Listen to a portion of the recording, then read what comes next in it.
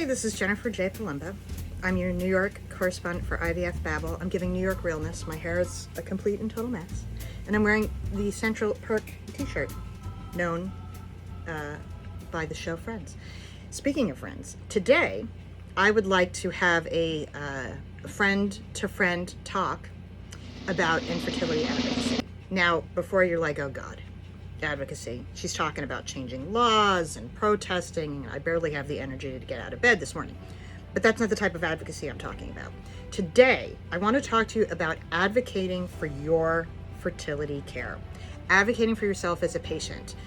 I have spoken to so many patients over the years that get it in their head that they can't piss their doctor off or ask too many questions or be difficult. But I think we need to visit what being difficult is. If you are advocating for your care, if you're asking for questions, if you're asking your doctor, well, have we thought about this? Do you think we should try this? That's not being difficult. That is taking an active role in your fertility journey. And so I want to go over 5 points today that have come up often that I want to make sure you know about from one infertile to another. So we're going to hopefully get through this quickly. Grab a pen and paper, grab some coffee, just grab whatever you feel will make you feel better during this. So first things first, OBGYNs are fabulous people. However, if you've been trying to conceive for quite some time, you need to break up with your OBGYN. I've heard too many stories of 38-year-olds who are like, yeah, I'm doing my 10th time cycle with my OBGYN. No bueno. We don't have time to waste. OBGYNs, they specialize in female reproductive health. When it comes to trying to conceive, that's when you need to see a different acronym, an RE, a reproductive endocrinologist. So if you are with your OBGYN, I'm officially staging an intervention right now. Second point, depending on your age and your diagnosis, 3 to 6 Clomid cycles are recommended before moving on to another form of fertility treatment.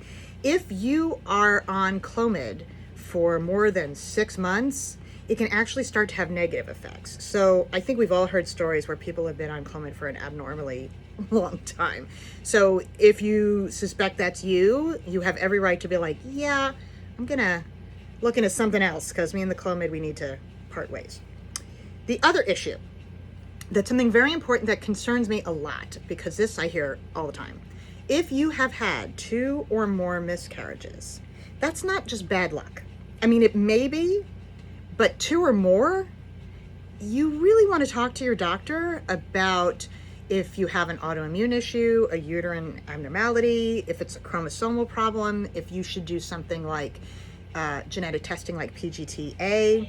I've heard too many stories where people have had numerous miscarriages and it's just gone on too long. And even if you think about some celebrities in the last couple of years, they've shared, I think Gabrielle Union said she had 8 to 9 miscarriages. That is not normal. So while one unfortunately can happen, if you are finding that you're having more, you absolutely need to do something about that and advocate for yourself. Fourth issue.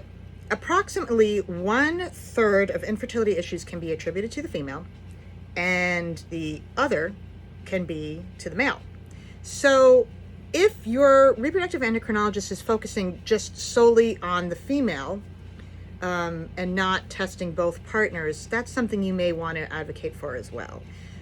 Even if you're in a same-sex relationship, really ideally, depending on what fertility treatment you're pursuing, if you're a lesbian couple, maybe you're doing reciprocal IVF, you really should both be tested. There's no reason not to do that, just to be on the safe side. Okay, last thing, and very important, you are not in a committed relationship with your reproductive endocrinologist. If you don't feel good about your treatment, if you just feel like you're not quite clicking with your RE, or you just love your RE but wouldn't mind a second opinion, you can do that. Do not feel like you're cheating on your RE. You are advocating for yourself. You're probably spending a lot of money, and this is sort of a big deal. So there's nothing wrong with being like, listen, I love you. I'm just going to get another opinion. I just want to get as much perspective on this as possible. You can even get a third opinion if you want, because you really should feel good and enthusiastic about your care and feel like you're getting the best treatment. Again, this is too big of a deal to half-ass it or settle if you don't have to. So those are my girlfriend to girlfriend infertility main points on advocating for your care.